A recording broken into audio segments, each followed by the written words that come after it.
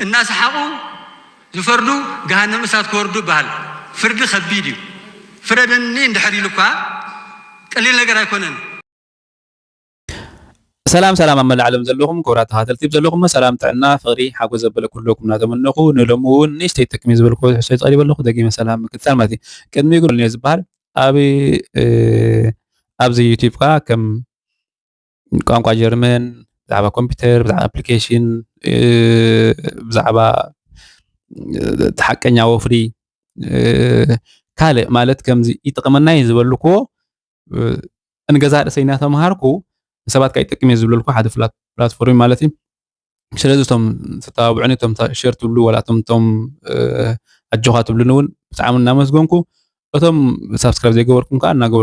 እናገበርኩም ማለት እዩ እናገበርኩም ሓቢርናስ ንዕበ ሓቢርናስ ዘለና ፀጋታት ንጠቀመሉ ማለት እዩ ነዘለና ፀጋሲ ንጠቀመሉ عرفت تركب تعدليخا سلام تركب تعدليخا نزلك ፀጋ ክትጥቀም ትኽእል ካ ጥራሕ ኢኻ ስለዚ ዘለና ፀጋ ካ ንሕና ካ ተጠቂምና ሓቢርና ንዕበ ሓቢርና ድማ ንመሃርና ዘለና ማለት እዩ ንዝሓለፈ ንእሽተይ ቪድዮ ሰሪሐ ነይረ ብናይ ዘድሊ ዶኩመንትን ፓስ ናይ ጀርመን ምውሳድ ወይ ከዓ ዜግነት ናይ ጀርመን ምውሳድ ኢለ ነይረ أو قال حتى زحاتكم حوات اللهم نقالوا كم اللي سألكم اللهم نتم قالوا بسنك حصلت جزية كل مسألكم هيك قالكم قالتوا ساقا فيديو ملكعونكم اللي سألكم سلزلهم مالتنا كلهم ترنف هبيله تزفلتوكم اللي سألكم تزفلتوها يحوات كاب أبتكم أنتون سقاتكم تصحيحكم قاعد صبوا ده سبلا مالتهم تفلتوا مالتي تم تفلتوا أنا تحقق كلنا محاسب حابة شو مالتي نلومو جن بزعبة فاميل الناقصوك ويكا بزعبة ترنافة نشتي حبرتك مالتي حجي بزح جزيه بفلاي نشجرينا مالتي اتم بعبي كاب عندنا وصينا ببن نبرالنا بزعد مسطانا خاني تدرات نفس دل قال كالنا لو حطيرو حج السوق فاميلنا خصك تقبرن كلخه زمصنا شجرات كاب بزح بمطنا له مالتي مناطق قليل يكون جيرمن كلنا هون فولتو زعد قرب تريبليو حق له ترتونا له هاجر جيرمن ون وزعد زاون زي هاجر زاون قلال هاجر يكونت مالتها حاجه كابتن ألواز بهالهجرات نعلم ناس كابتن سلسة بعد هجرات يا ملتي لذي بقول نجر ملتي حيال هجرة معولت يا حبتم هجرة كل نجر زلوا أسجع حنتي هجرة يا ملتي حجي إذا صاب زخونة خا نعنا خابو متنكاي ترنا ملتي تدا حنت هجر معولت تأقينا ويك حنت هجر تعيش متقينا نعنا أول منبر كم تناتو منبرون يشجرنا يتسجم مناني ملتي يشجر يتسجم ملتي معناته هيودنا كلنا نقول بلطنا عملت كم زي بغل زبلنا أي مزاج جوك تركوا يتغلنها فيك أسرع خاتم تغليها هذا زي نعم سرعة خاتم تغليها زاجر زي أخذ فلتو خا إيش جراني يتسجماني مالتي بما تنكتنا هنا تنادنا بروسس كان تيكون إيه بلاش مالتي حجي صابوتو خوينو نحن صابوتو خوينو كم حبرة تسبق نحنا كنقول رزق بأننا قلنا تايم حجي نحنا قدينا خسرت أنا تأخوين أو حد الجزء أو سلسة ورحي أو حمش جوجو ورحي كلام سألو ويعمد كلام سألو النخيل من قد سنتيالو مناته هذا كما قد أجيره ويتأجيراته سي سخاون زي تقبل له مهنات هيلنيو نات كان نايس بيت خان وسانة ويك أنا كان نايس بيت خان تساتف نت أحد اللي مالتي لازم أنت تبايد تحدى كتر حدا قال تبعتوا له حاجة دعوة تنتني استرى فخاب علىكم ملؤو زوجة الله خاب علىكم ملؤو لنا مالتي قدام يدخل تدلنا تناتنا باراجراف مالتي تناتنا الحين نزلنا ورقة دوكمنت تعينا دوكمنتي مناتو صعب جيرمن تقمت على اللي خاسي حس كذا اللي خاورقة أجد زي أجد داسي مالتي كنت عينت باراجراف حس كذا اللي خان أنت عينت عنك سخس كذا أنت عينت تناي كونغرا ورقة كذا يحزلوا دولس أنتايو مناتو بزح زي كم زي كم مسؤولكم ناب الناس حنت ما كنا لا تكنبل ما كنا تهالات كاس خاسي أبتانك ستيلنت أخذ كابناي نا تأكيد كاس بنزين خاتم الآ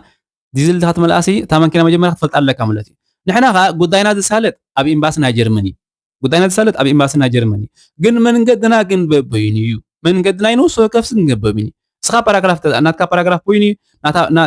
ناتي باراجراف كابيني مالتي إذا من قدنا بينو حساب زخونة سي سخا انتاي عينة ورقة لك بزق بمفلات أجداشي مالتي لا قطر حدا مالتي مناتو بس سخا حس كذا لك سي انتاي تقمع كاملتي صوت تفريد كاسي بس سخا حس كذا لك نقطرها نتحز يحجزك مالتي نالات نقطرها بعلها قطرها تقول تخنك بفلاي مالتي سب زقبل الكاتة أقول سب زي سب كام نزي فلت أقول نسي سويلي قطرها حزلك سويلي قطرها حزلك أقول خاصة أبري أمتى تدخل مالتي أب جيجا من قد حز مالتي قطرها حزلي راح يكون سب كتب لك حسب من حدث قطرها حزلي الكاس حمش ميتين شحن حمش ميتين كفيل كايو جن كاتنات كباك جراوند يتنو قرطو خانكاس أمتى قطرها حزل كله أبنا بنزين كحزل كهالي وك أبنا ديزل كحزل كهالي بخلا زار راسي ኣብ ዘይናትካ ቆፅራስ ክሕዘልካ ክእል ማለት እዩ ጉዳይካ ግን ብሎክ ማለኹ ኣብቲ ኤምባሲ ናይ ጀርመን ዝተሓዝ ግን እቲ መንገዲ ግን በበይኒ ስለዚ ትናትካስ ትክክለኛ እቲ ትናትካ ወረቀሲ ኣይናይ ምዃኑሲ ተባዕልካ ተገይርክያ ዝበለፅ ማለት ባዕልካ ምግባር ቀሊል እዩ ከቢድ ኣይኮነኒ ብዛዕባ እዞም ከመይ ኢልካ ትገብሮ ተዘልዩኹም ክነግረኩም ይኽእል ማለት እዩ ፀሓፉልና ኣብ ኮመንት ሴክሽን ክገብረልኩም ይኽእል እዮም ፀገም የብሉን እቲ ከመይ ኢልካ ቆፅራ ክትሕዝ ከም ዘለካ ማለት እዩ ኣብ እውን ሸውን ንጥቀመሉ ሜላሃት ኣሎ ክነግረኩም ማለት እዩ ግን እዚ ብዝግባእስ ክንፈልጦ ኣለና ማለት እዩ ነቲ ቆፅራ ዝሕዘልና ኣካል ብሓፂሩ ባዕልና ክንገብሮ ዘይንኽእልና ቆፅራ ዝሕዘልና ኣካል ክህድን ክንነግረልና ናተይ ፓራግራፍ ክንዝንዝን ቆፅራ ሓዘልና ናብ ኤምባሲ ቆፅራ ሓዘልና ናብ ኤምባሲ ምክንያቱ ናትካ ወረቀት ከይፈለጦ እንከሎ ቆፅራ ተሓይዝልካ ብጌጋ መንገዲ ክሕዘልካ ክእል ማለት እዩ ሓንቲ እዚኣ ማለት እዩ ሕጂ እንታይ ክብል ስለ ዘለኹ ብዙሕ ሰብ ዋላ ትዕልል ኢኻ ምስ ዕሩቕትኻ ምስ መሓዙትካ ምስ ኣሕዋትካ ትዕልል ኢኻ ናይ 3 ዓመት ወረቐት ኣለዎም ናይ 3 ዓመት መንቀሳቐስ ኣለዎም ግን ወረቐቶም ግን እቲ ፓራግራፍ ናቶም ግን ከምቲ ናይ 1 ዓመት ይኸውን ናይ 1 ዓመት ወረቐት ኣለካ ናይ 1 ዓመት ወይ 2 ዓመት ወረቐት መንቀሳቐስ ኣለካ ግን እቲ ናትካ ፓራግራፍ ግን ከምቲ ናይ 3 ዓመት ናይ ማለት ናይ ፍሉሽሊንግ ናይ ስፔሲፊክ ዝኾን ማለት እዩ ሕጂ 4 ዓይነት ኣወሃህባ እዩ ዘሎ ቋንቋ ኣብ ናይ ጀርመን እቲ ኣወሃህባ ማለት እዩ ሕጂ ክጋማጠል ይኽእል እዩ ማለት ብዝግባእ ስስ ክንፈልጦ ኣለና ነቲ ዝገብረና ዘሎ ኣካልካ ክንነግሮ ኣለና ማለት እዩ እዚ ሓንቲ ንፈልጥ ኣለና ማለት እዩ ካልእ ዝተርፍ እንታይ ተባሂሉ ሽዑ ክዚ ምስ ገበርና ምናልባት ባዕልና ተገይርናዮ ገለን ዝብል ፅወል ሓንቲ ኣብ ቫርተ ሊስት ኢኻ ትኣቱ ንኣብነት 3 ወርሒ ብሉኻ 6 ወርሒ ብሉኻ ዓመት ብሉኻ ቫርተ ሊስት ማለት እዩ ሽዑ ዶክመንት ንክትቦም ማለት እዩ እንተዛ ባዕልካ ተገይርካ ዋላ ንስብ ክገብረልካ እንከሎ ማለት እዩ እዚ ክትገብር ከለኻ ግን ብናትካ ኢሜል ተኣጌርካ ብናትካ ታሽም ተኣጌርካ ማለት ትቋፅሮ ባዕልካ ስለ ትቋፅሮ ማለት እዩ ኣብ ወርሒ ክፅውዑካ ክእል እዮም ኣብ 2 ሰሙን ክፅውዑካ ክእል እዮም ኣብ 3 ሰሙን ክፅውዑካ ክእል እዮም ተኽእሎት ኣሎ ብሓፂር ከከም ቦቱን ከከም ግዜን ማለት እዩ ኣምላክካ ከም ዝፈቅደልካ ማለት እዩ ንሕና ክንገብሮ ዝግባእ እንታይ ንግበር እዚ ምስ ገበርና ግን መፅታይ ተባሂሉ ዶክመንቲ እንታይ ምግባር ምውህላል ማለት እዩ ዶክመንቲ እንታይ ምእካብ ማለት እዩ ዶክመንቲ ሕጂ ብናይ ሰብኣይ እንታይ ዘዘሊ ተባሂልና ናይ ሰብኣይ ክንከይድ መጀመርያ ሰብኣይ እቲ ናትካ ፓስ ከድልየካ እዩ መንቀሳቐሲ ናትካ ክልቲኡ ዘለካ ካብኡ ሓሊፉ ናይ ስራሕካ ናይ ገዛኻ ገለን ከድልየካ ምናልባት ገዛ ስራሕ ተዘይብልካ ሰበይትካ ከምፅኡልካ ክእሉ እዮም ገለ ገዛ ተዘይብልካ ከምፅኡልካ ይኽእሉ እዮም ግን እስኻ እንተዳ ምናልባት ስራሕ ተዘይብልካ ክብርካ ዘለካ ግን ስራሕ ትሰርሕ ከለካ ሰበይትካ ከምፅኡልካ እዮም እቲ እስኻ መሰልካ እውን ተሓት ማለት እዩ ኣየምፅኡልካን ማለት ኣይኮን ከምፅኡልካ ይኽእሉ እዮም ብዙሕ ነገር ክህሉ ይኽእል እዩ ማለት እዩ ክሳብ ሳሽም ክሳብ ዝሃሉ ማለት እዩ ግደን ኣይኮነን ከምዚ ፌስ ሕጊ ማለት እዩ ግን ስራሕ ተሃሊካ ተቐባልነት ኣለካ እኹል ደሞዝ ኣለካ እኹል ታሽሙለካ ስለ ዝብልካ ሰበይትካ ትምፅእ ትኽእል ኢኻ ሰበይትካ እንትርሸ ማለት ከምዚ ክትከናኸን ትኽእል ኢኻ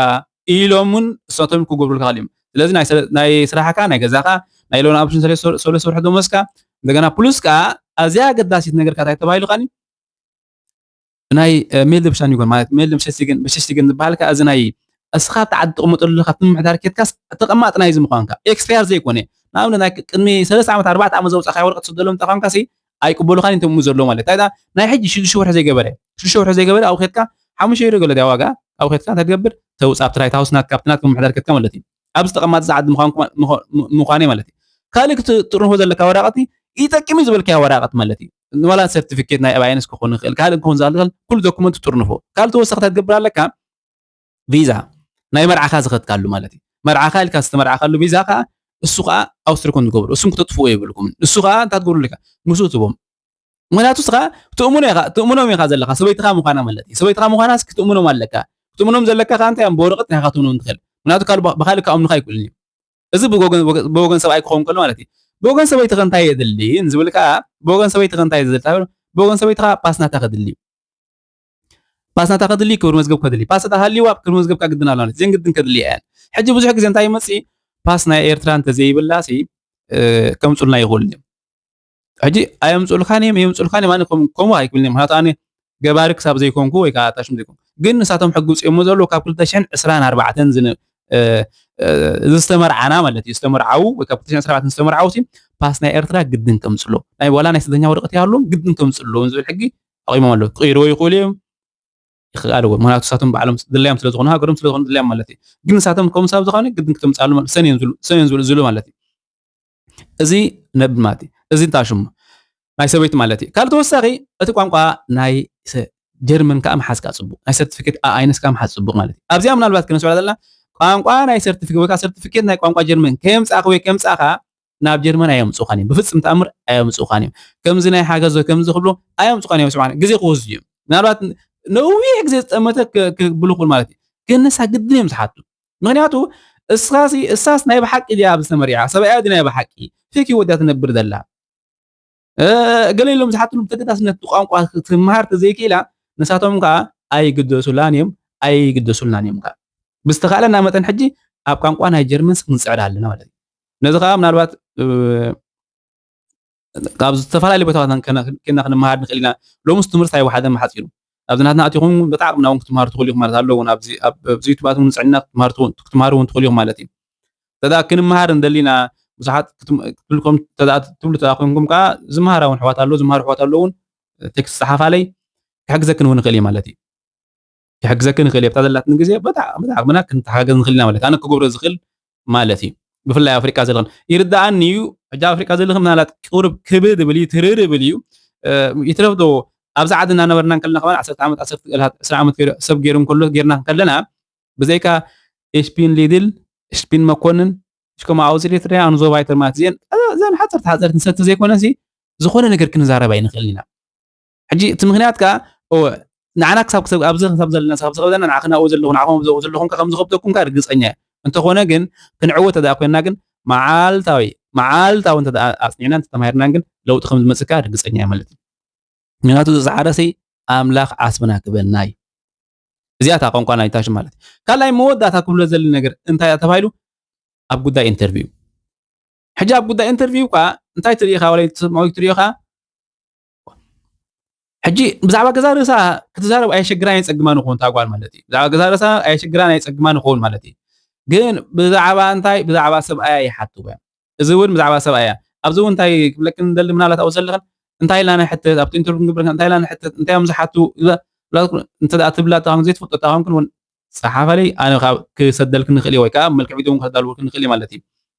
ብዙሕ ይሓተኸን ናይ ኤርትራ ስለምንታይ ካብ ኤርትራ ወፂኻ ማእስ ወፂኻ ኣበይ ነርካ ኣብ ኣዲስ ኣበባ ኣብ ኬንያ ትገብር ነርካ ኣብ ካምፓላ ትገብር ነርካ ብዙሕ ትሃት ክሓትዩ ይኽእሉ እዮም እዚ ክትምልሶ ትኽእል ኢኻ ናይ ሸግረክን ኣይፀግመክን ማለት እዩ ግን ናይ ሰብኣይ ካሕቶ ተሓቶኻ ግን ኣሎ ሓደ ማእስ ወፂኻ ብኤርትራ ስለምንታይ ወፂኻ ብኤርትራ ኣብ ሱዳን ክንደይ ገይሩ ኣብ ሊብያ ክንደይ ገይሩ ክንደይ ተኸፊልዎ ኣብ ኢታሊ ክንደይ ገይሩ ኣብ ዘለዎ ዓዲ ጀርመን ክንደይ ስራሕ ኣበይ ይሰርሕ ጀርመን ድሉ ማእልያ ዘይብሉ ሕቶታት ክሓቱ ይኽእሉ እዮም ሕጂ ብዛዕባ እዚ ግን ኣፍልጦ ክህልዎ ሰበይትኻ ፍልጦ ክህልዎ ኣለካ ክትዕልል ኣለካ ብዛዕባ እዚ ምክንያቱ ሰበይትኻ ሳብ ዝኾነ እንታይ ጌርካ እንታይ ሂወትካ ሓሊፍካ ገለ ትዕልል ኢኻ ንሳኻ ክትሕዞ ኣለዋ ብዛዕባ እዚ ግን እንተዘይ ኣፍልጦ ዘይብላ ኣይክትፈልጦን እያ እንተዘይፍልጣቶ ከዓ ንሳቶም ከዓ እንታይ ክብሉ እዮም ኣብ ጥርጥር ክኣትዉ እዮም ማለት እዩ ካልኣብ ሞታታ ምናልባት ስእሊ እውን ክሓቱ ይኽእሉ እዮም ስእሊ ከዓ ሲምፕል ነገር እዩ ማለት ታሱ ክነምፃሎም ንኽእል ኢና ማለት እዩ እዚኣ ትምስል ኔና ኢሎም መዓልቲ ምናልባት ቁርብ ይርዳእኒ ናይዚ ዓዲ ቁርብ ሕግታት ቁርብ ትርርብል ክኾኑ ወላ ሕጂ እውን እናተረርዎ እዮም ዝኸዱ ኣለዉ ካብ 2000 ዝሓለፈ ዝነበረ 2000 ገለ ማሓፂሩስ ናይዚ 2026 ቁርብ ይተርር ኣሎ ካብዚ